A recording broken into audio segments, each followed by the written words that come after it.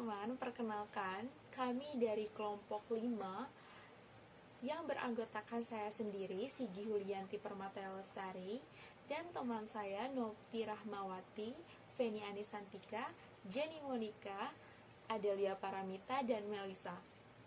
Kami dari kelas 6A3 Prodi Akuntansi Fakultas Ekonomi dan Bisnis Universitas Bhayangkara Jakarta Raya yang dibimbing oleh Ibu dosen Endah Prawesti Ningrum, SEMAK, dengan mata kuliah Pemeriksaan Akuntansi 2.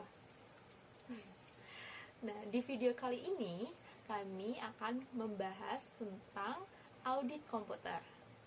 Baik, kita memasuki materinya. Sebelumnya saya akan memberikan pendahuluan atau sejarah tentang audit komputer. Nah, sejak tahun 1970-an sudah lazim sebuah kantor bisnis maupun pemerintah menggunakan teknologi komputer sebagai alat bantu dalam kegiatannya. Bahkan pada era 1980-an, ketika komputer mikro mulai membanjiri pasaran, komputer dapat kita temukan di berbagai tempat seperti di perkotaan, di sekolah, di pasar swalayan, hingga di rumah-rumah keluarga. Kemudian selanjutnya ada pengertian PDE. Apa sih pengertian PDE itu? Secara sederhana, komputer dapat diartikan sebagai seperangkat alat elektronik yang dapat dipakai untuk memproses data atau fakta. Pemrosesan data secara elektronik tersebut sering disebut dengan PDE atau pemrosesan data elektronik, atau bisa juga kita sebut dengan EDP, Electronic Data Processing. Dalam PDE yang sering terjadi adalah proses input masuk, penyimpanan, pengolahan yang mencakup kalkulasi, klarifikasi, dan manipulasi data atau fakta. Kemudian penampilan dan pengendalian. Nah, komputer tidak akan dapat melakukan operasi PDE tanpa adanya suatu prosedur yang memerintah dan mengatur agar melakukan suatu operasi. Prosedur-prosedur tersebut dibuat oleh program atau programmer atas dasar hasil analisis dari sistem analis atau analysis system. Kemudian selanjutnya ada unsur-unsur unsur-unsur yang mendukung adanya PDE selain perangkat alat elektronik juga harus ada data yang akan diolah. Untuk mengolah data menjadi informasi diperlukan prosedur-prosedur yang disebut program. Perangkat alat elektronik tersebut sering disebut dengan istilah perangkat keras atau hardware yang dapat berupa layar monitor, printer, mesin CPU, disket, scanner, plotter, modem, dan sebagainya. Prosedur-prosedur atau program yang digunakan untuk mengolah data disebut perangkat lunak atau software. Nah, kemudian masih dalam unsur-unsur PDE itu terdapat bermacam-macam program menurut jenis pemakaiannya, yaitu yang pertama sistem operasi, yaitu program yang dibuat untuk melakukan dasar-dasar operasi komputer. Contoh dari program ini adalah DOS, Unix, AS400, dan sebagainya.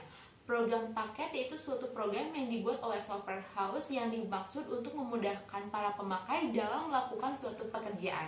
Contoh, program ini adalah WS, WP, Windows, Microsoft Word, Lotus, Excel, DBase, Foxbase, PowerPoint, dan sebagainya. Program aplikasi yaitu suatu prosedur yang dibuat oleh programmer untuk mengalokasikan suatu data dalam aplikasi khusus. Contoh dari program ini adalah program sistem pengkajian, program sistem kepegawaian, dan sebagainya. Terima kasih, Sigi. Saya akan melanjutkan. Selanjutnya, unsur-unsur PDE. Dari unsur-unsur yang mendukung adanya PDE, unsur manusia atau brainware adalah unsur yang penting. Karena tanpa adanya manusia, perangkat keras maupun perangkat lunak yang canggih pun tidak ada gunanya. Berdasarkan tugasnya, brainware dapat dikelompokkan sebagai berikut. Yang pertama, sistem analis, yaitu orang yang membantu pihak manajer dalam menganalisis sistem yang berkaitan dengan komputerisasi yang dikembangkan oleh perusahaan organisasi sesuai dengan kebutuhan manajemen, mulai dari cara pengumpulan, penyimpanan, dan penyolahan data, serta bagaimana cara data diolah, apakah dengan cara distribusi atau terpusat, batch atau online. Perangkat keras dan perangkat lunak apa yang akan dipakai juga harus menjadi pemikiran sistem analis. Pemrograman adalah orang yang bertugas menyusun prosedur-prosedur suatu sistem aplikasi berdasarkan hasil analis sistem analis. Pemrograman mempunyai kemampuan untuk membuat dan mengubah program aplikasi dan mampu berhubungan dengan database secara langsung. Operasi, yaitu orang yang bertugas mengoperasikan komputer. Operasi biasanya bekerja memanfaatkan program, hasil kerja pemrograman, dan bertanggung jawab atas kebenaran data yang dimasukkan. Masih lanjut unsur-unsur PDE, selain itu masih ada beberapa personal yang terlihat dalam pengolahan data, dan diantaranya adalah sebagai berikut. Yang pertama, pustakawan data atau data librarian yang bertanggung jawab terhadap penyimpanan dan penyediaan data dan program. Yang kedua, administrator database atau database administrator bertanggung jawab melihat database dan mengatur kewenangan dalam mengakses database. Yang terakhir, pendukung teknik atau technical support bertanggung jawab terhadap pengadaan perangkat keras atau lunak dan menjamin kelancaran konfigurasi jaringan. Selanjutnya, organisasi PDE. Pengolahan data biasanya mempunyai pola-pola yang harus dimengerti oleh pemeriksa, yaitu sentralisasi dan desentralisasi. Pengolahan data terdistribusi, pengolahan oleh pemakai akhir atau end user. Pengolahan data secara sentralisasi biasanya melibatkan sebuah komputer besar atau mainframe sebagai host komputer dan dam-dam terminal. Pengolahan data secara desentralisasi membagi proses kepada sentral-sentral lain yang lebih kecil, kemudian secara berkala dilakukan pemutakhiran data pada pusat dari jarak jauh atau remote job entry. Pengolahan data secara terdistribusi menghubungkan terminal-terminal dengan sebuah komputer besar. Selanjutnya, pengendalian intern. Menurut SPAP dalam SA Seksi 314,4 nomor 5-9, pengendalian intern atas pengolahan komputer yang dapat membantu pencapaian tujuan pengendalian intern secara keseluruhan mencakup prosedur manual maupun prosedur yang didesain dalam program komputer. Di sini saya akan menjelaskan pengendalian intern. Prosedur pengendalian manual dan komputer terdiri atas berikut ini. Yang pertama, pengendalian umum, yaitu pengendalian menyeluruh yang berdampak terhadap lingkungan EDP yang terdiri atas pengendalian organisasi dan manajemen, pengendalian terhadap pengembangan dan pemeliharaan sistem aplikasi, pengendalian terhadap operasi sistem, pengendalian terhadap perangkat lunak, sistem, pengendalian terhadap entry data dan program. Selanjutnya ada pengendalian aplikasi, yaitu pengendalian khusus atas aplikasi akuntansi yang meliputi pengendalian atas masukan pengendalian atas pengolahan dan file data komputer, pengendalian atas keluaran, pengendalian masukan, pengolahan dan keluar dalam sistem online. Di sini ada pengendalian umum, yaitu yang pertama pengendalian organisasi, yaitu pengendalian ini bertujuan untuk memenuhi pengendalian intern berupa pemisahan tugas yang memadai untuk mencegah adanya ketidakcocokan fungsi personel EDP dalam departemen dan departemen EDP dengan pemakai. Yang kedua, pencegahan akses tidak sah terhadap peralatan komputer, program, dan file data oleh karyawan EDP maupun pemakai. Beberapa hal yang harus diperhatikan dalam pengendalian ini adalah yang pertama, penggabungan antara fungsi sistem analis, pemrogram, dan operasi dalam satu orang akan menyebabkan mudahnya orang tersebut melakukan dan menyembunyikan kesalahan. Yang kedua, departemen EDP harus berdiri independen dari departemen pemakai. Dengan demikian, manajer EDP harus melapor pada orang atau atasan yang tidak terlibat langsung dalam otorisasi transaksi untuk pemrosesan komputer. Yang ketiga, personel EDP seharusnya tidak mengotorisasi atau menandatangani transaksi atau mempunyai hak atas hasil aset. Di sini ada pengendalian administratif, yaitu ada manfaat dan tujuan pengendalian intern yang ingin dicapai dari pengendalian ini adalah sebagai berikut. Yang A, memberikan kerangka untuk mencapai tujuan sistem informasi secara keseluruhan, memberikan arah pengembangan sistem informasi, dan menggambarkan sumber-sumber daya yang diperlukan melalui pembuatan rencana induk atau master plan. Yang B, menyediakan seperangkat prosedur yang menggambarkan tindakan-tindakan yang harus diambil dalam keadaan darurat, misalnya jika sistem komputer gagal, rusak, atau bencana lainnya melalui pembuatan rencana tidak terduga. Yang C, menyediakan pelatihan dan pengarahan bagi karyawan, penyaringan dan seleksi karyawan sehingga menghasilkan personel komputer yang andal dan kompeten. Yang D, memberikan kesatuan standar dalam pengembangan, operasi, dan pemeliharaan sistem komputer sehingga kekacauan dan kegagalan dapat ditekan. Terima kasih Feni, saya akan melanjutkan memaparkan materi. Dan selanjutnya yang ketiga ada pengendalian, pengembangan, dan pemeliharaan sistem. Pengendalian pengembangan sistem berhubungan dengan A. Review, pengujian dan pengesahan sistem baru.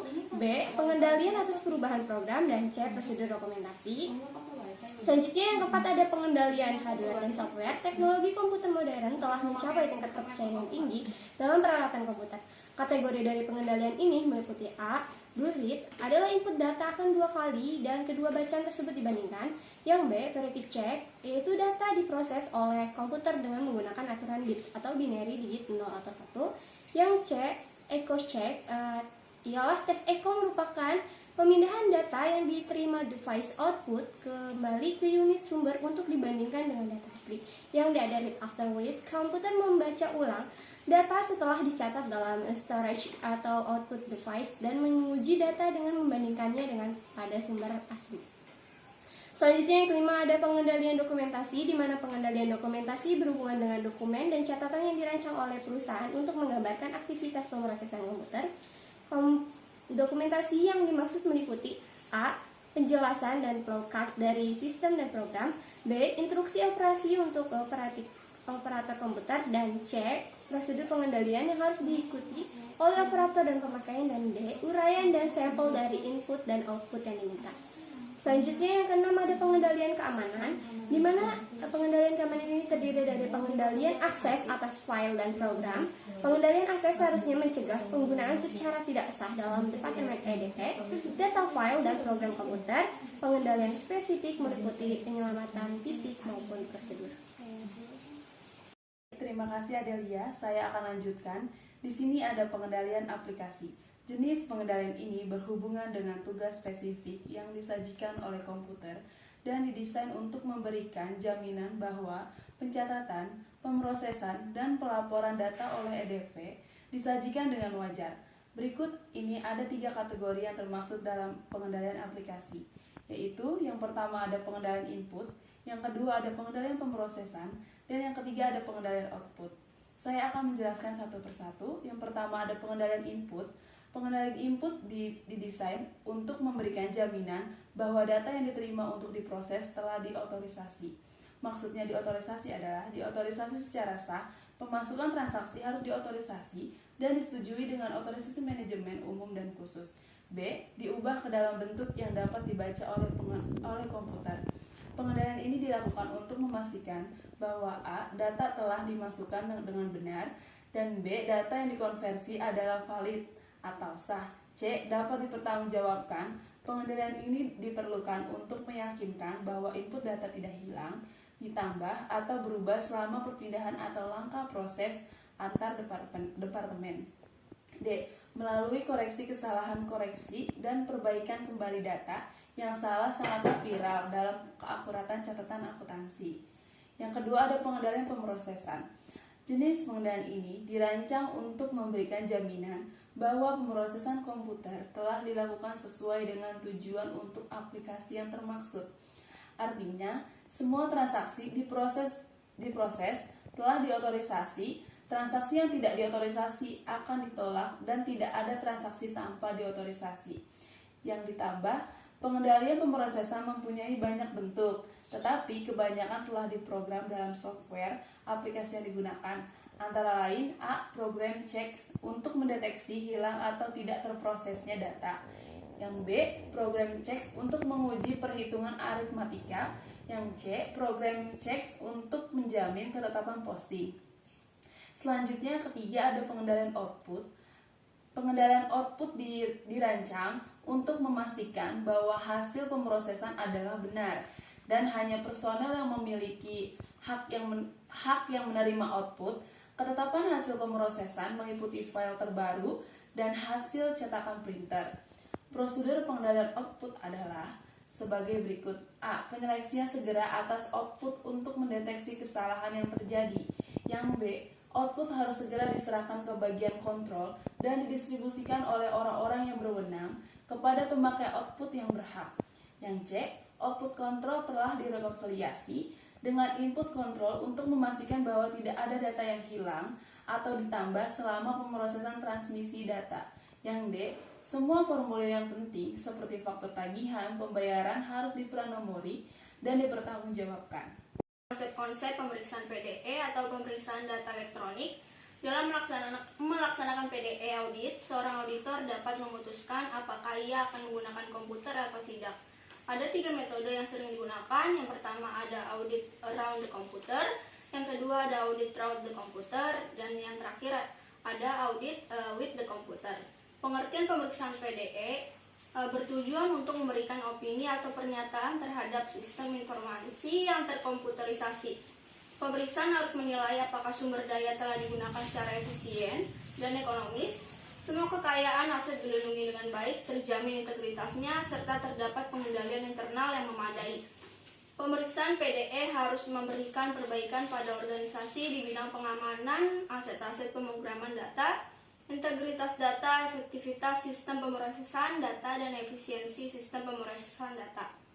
Dalam melakukan pemeriksaan PDE ini, harus melakukan tahapan-tahapan prosedur sebagai berikut. Yang pertama ada perencanaan pemeriksaan, yang kedua ada peninjauan pendahuluan, yang ketiga ada analisis aplikasi, yang keempat penilaian pengendalian internal, dan yang terakhir yang kelima ada pelaporan. Teknik-teknik pemeriksaan PDE. Ada beberapa teknik yang dapat dilakukan dalam melakukan pemeriksaan PDE. Yang pertama ada pengujian data simulasi. Teknik ini sering dipakai karena teknik ini dianggap paling efektif. Pemeriksa dapat langsung memeriksa sistem pengolahan dengan menggunakan transaksi simulasi sebagai bahan pengujian. Yang kedua ada pemanfaatan fasilitas pengujian secara terpadu. Teknik ini merupakan perluasan dari teknik pengujian data. Transaksi simulasi digabung dengan transaksi sebenarnya atau transaksi aktif dengan cara memberikan suatu kode khusus. Yang ketiga ada simulasi paralel. Dengan teknik ini, pemeriksa membuat simulasi pemrosesan dengan memanfaatkan program yang disusun oleh pemeriksa, yaitu suatu model aplikasi yang dipakai secara rutin. Hasil pemrosesan simulasi ini kemudian dibandingkan dengan hasil pemrosesan sesungguhnya yang telah dilakukan oleh objek pemeriksaan. Yang keempat ada pemasangan modul atau program pemeriksaan. Pemeriksaan dapat memasang suatu modul atau program pemeriksaan ke dalam suatu program aplikasi untuk memantau secara otomatis sehingga dapat terhimpun data untuk keperluan pemeriksaan. Yang kelima ada pemakaian perangkat lunak khusus untuk pemeriksaan. Dengan memakai perangkat lunak yang disusun khusus untuk pemeriksaan atau audit software, pemeriksa dapat menguji keandalan dokumentasi dan berkas suatu objek pemeriksaan. Yang keenam ada metode tracking atau pemeriksaan dapat melakukan penelusuran terhadap suatu program atau sistem aplikasi untuk menguji keandalan kebenaran data masukan dalam pengujian ketaatan. Yang ketujuh ada metode pemataan. Program dapat memasukkan kode-kode tertentu yang tidak dikehendaki yang disiapkan ke dalam program untuk kepentingannya. Baik, selanjutnya saya akan membacakan kasus di mana studi kasus ini bertemakan tentang pencurian dana dengan kartu ATM. Sekitar 400 juta yen atau 44 miliar deposito di 6 bank di Jepang telah ditarik oleh kartu-kartu ATM palsu setelah informasi pribadi nasabah dibocorkan oleh sebuah perusahaan sejak Desember 2006. Demikian, harian Yomiuri Shimbun dalam edisi online-nya, Rabu, bank-bank yang kini sedang disidik polisi adalah Bank Chogoku yang berbasis di Okamaya, North Pacific Bank, Bank Chiba Kogyo, Bank Yachio, Bank Oita, dan Bank Kyo. Polisi menduga para tersangka kriminal itu melakukan teknik pemalsuan baru untuk membuat kartu ATM tiruan yang dipakai dalam tindakan kriminal itu. Pihak kepolisian Metropolitan Tokyo meyakini kasus pemalsuan ATM itu sebagai ulah komplotan pemalsuan ATM yang besar sehingga pihaknya berencana membentuk gugusan tugas penyelidikan bersama dengan satuan polisi lainnya. Berdasarkan sumber kepolisian dan bank-bank yang dibobol, sekitar 141 juta yen tabungan para nasabah telah ditarik dari 186 nomor rekening di North Pacific Bank antara 17 sampai 23 Oktober 2007. Para nasabah bank-bank itu sempat mengeluhkan adanya penarikan dana dari rekening mereka tanpa sepengetahuan mereka, sehingga serupa ditemukan di Bank Chogu dan Bank Chiba. Itu dana tunai telah ditarik dari gerai-gerai ATM di Tokyo dan daerah administratif khusus Osaka yang letaknya jauh dari tempat para pemilik rekening yang dibobol. Polisi yakin peristiwa serupa menimpa bank-bank lainnya. Uniknya, tidak satupun dari para pemilik rekening itu kehilangan kartu ATM-nya. Dalam kasus Bank Oita misalnya, salah satu ATM telah digunakan untuk menarik dana meskipun pemilik rekening tidak memiliki kartu ATM. Para pemilik rekening juga diketahui tinggal di tempat yang berbeda-beda dan tidak menggunakan kartu-kartu ATM yang sama. Hal ini menunjukkan bahwa teknik skimming atau pembacaan sepintas tidak digunakan untuk mengakses informasi dalam ATM. Sampai berita ini diturunkan, polisi masih menyelidiki teknik dan metode yang pelaku gunakan dalam melakukan serangkaian pembobolan ATM tersebut. Namun polisi telah berhasil menemukan satu benang merah, yaitu di mana sebagian besar pemilik rekening yang dibobol itu adalah anggota satu program yang dijalankan oleh sebuah perusahaan penjual produk makanan kesehatan yang berbasis di Tokyo. Selanjutnya adalah analisis kasus dari kasus yang telah dipaparkan oleh Melissa dan Adelia. Dari rangkuman berita di atas dapat ditarik beberapa kesimpulan, antara lain pembobolan dana rekening tersebut kemungkinan besar dilakukan oleh dalam perusahaan atau orang dalam perbankan dan dilakukan lebih dari satu orang. Nah, kemudian yang kedua, karena tidak semua pemilik rekening memiliki hubungan dengan perusahaan tersebut, ada kemungkinan pembocoran informasi itu tidak dilakukan oleh satu perusahaan saja, mengingat jumlah dana yang dibobol sangat besar. Kemudian yang ketiga, modusnya mungkin penipuan berkedok program yang menawarkan keanggotaan. Korban yang tergoda mendaftar menjadi anggota secara tidak sadar mungkin telah mencantumkan informasi-informasi yang seharusnya bersifat pribadi atau rahasia. Kemudian yang selanjutnya ada pelaku kemungkinan memanfaatkan kelemahan sistem keamanan kartu ATM yang hanya dilindungi oleh PIN. Selanjutnya, pelaku juga kemungkinan besar menguasai pengetahuan tentang sistem jaringan perbankan. Hal ini ditunjukkan dengan penggunaan teknik yang masih belum diketahui dan hampir bisa dapat dipastikan belum pernah digunakan sebelumnya. Kemudian ada juga nih, dari rangkuman berita di atas disebut bahwa para pemilik uangnya hilang telah melakukan keluhan sebelumnya terhadap pihak bank. Hal ini dapat diartikan bahwa lamanya bank dalam merespon keluhan-keluhan tersebut juga dapat menjadi salah satu sebab mengapa kasus ini menjadi begitu besar. Dari segi keamanan, kartu ATM itu sendiri terdapat dua kelemahan. Yang pertama ada kelemahan pada mekanisme pengamanan fisik kartu ATM. Kemudian kartu ATM yang banyak digunakan selama ini adalah model kartu ATM berbasis pita magnet. Kelemahan utama kartu jenis ini terdapat pada pita magnetnya. Kartu jenis ini sangat mudah terbaca pada perangkat pembaca pita magnet atau skimmer. Kemudian kelemahan yang kedua yaitu kelemahan pada mekanisme pengamanan data di dalam sistem. Sistem pengamanan pada kartu ATM yang banyak digunakan saat ini adalah dengan menggunakan PIN atau Personal Identification Number dan telah dilengkapi dengan prosedur yang membatasi kesalahan dalam memasukkan PIN sebanyak 3 kali yang dimaksudkan untuk menghindari brute force. Meskipun dapat dikatakan cukup aman dari brute force, mekanisme pengamanan ini akan tidak berfungsi jika pelaku telah mengetahui PIN korbannya. Peran dari kelompok kami untuk kasus ini, yang pertama melakukan perbaikan atau perubahan sistem keamanan untuk kartu ATM dengan penggunaan kartu ATM berbasis chip misalnya yang dirasa lebih aman dari skimming, atau dengan penggunaan sistem keamanan lainnya yang tidak bersifat PIN seperti pengamanan dengan sidik jari, scan retina, atau dengan penerapan tanda tangan digital misalnya.